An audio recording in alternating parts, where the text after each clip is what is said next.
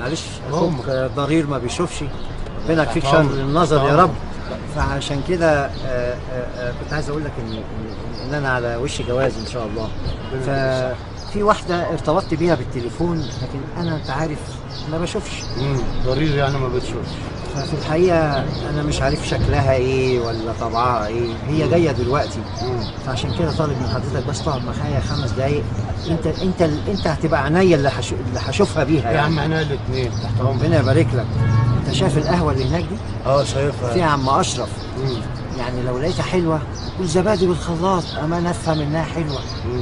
مثلا نص نص، يعني تقول مثلا حليب بالموز، افهم يعني برضه انها انا لو حلوه اقول لك قشطه بالزبادي مثلا. حاجه زي كده. يعني انت فاهم.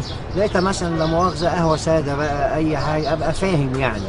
على حسب ما اشوفها بقى. ربنا يبارك لك، ربنا يكفيك شر النظر يا رب. انت عاوزه ربنا يبارك لك، ربنا يخليك، وكل سنه وانت طيب. الصحه والسلامه. ربنا يخليك.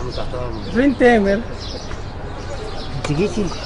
تامر؟ شاهيناز؟ شاهيناز دي تامر. هادي يا قهوه ساده. ايه؟ قهوه ساده من اولها كده. ازيك يا تيمو؟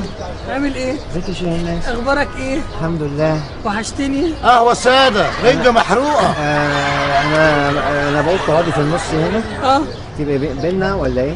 طيب مفيش مشكله في اي حته يا تامر. ربنا يخليك. انت فوجئت بيا ولا ايه؟ بصراحه مش في ما بيننا تليفون؟ انا عارف ان في قهوه ساده.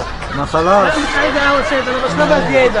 يا ده لا ده في ساده هنا على طول. لا بشربها زياده، قول له زياده.